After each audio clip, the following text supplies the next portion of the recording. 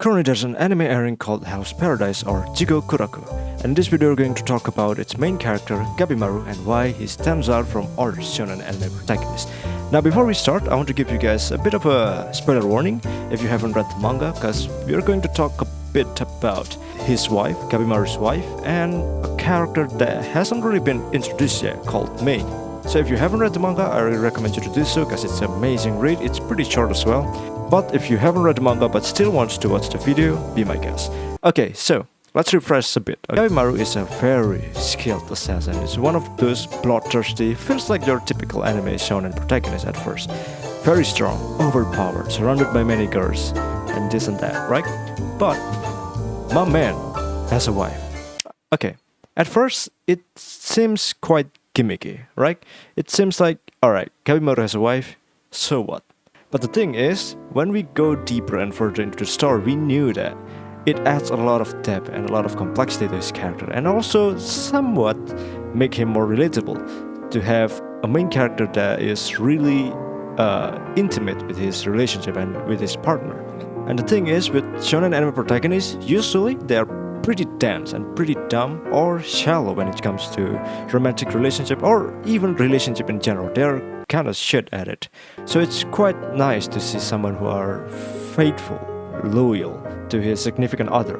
There's several occasions when you can see that his wife affected his decision making.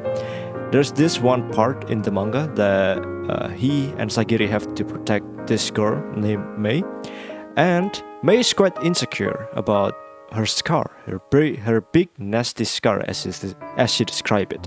You see, I know this lady with a big old scar and she's the prettiest girl around. Appearances don't really matter. Now, it seems very out of character from a bloodthirsty assassin.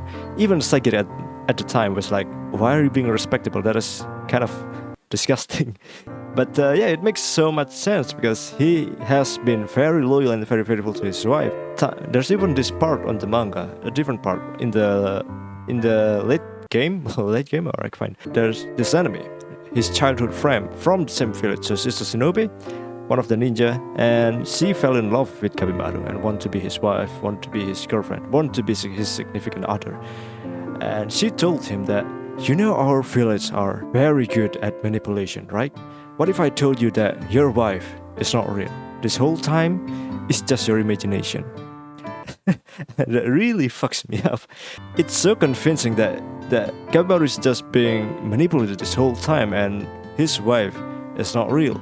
But Gabimaru is so loyal that he just straight up said, no, my wife is real. I knew her and I love her. And that right there, it feels like a manga panel that you have to find like be like a unicorn or like a 4-clover moment like that. It's so rare. And I much rather to have this character as a protagonist instead of, you know, someone who will get flustered to oblivion when they get flirted or being hit on by another girl, even though they are a villain. It just doesn't make any sense, it feels like. It feels quite out of there. I much rather to have someone like Gabimaru who he knew he was getting hit on, he knew he was being seduced, he knew he was being flirted, and he acknowledged it and just outright denies it because he has a wife. So yeah, that's pretty cool. And I think that's it for this video. I just want to run to you guys about how Gabimaru having a wife is pretty damn cool.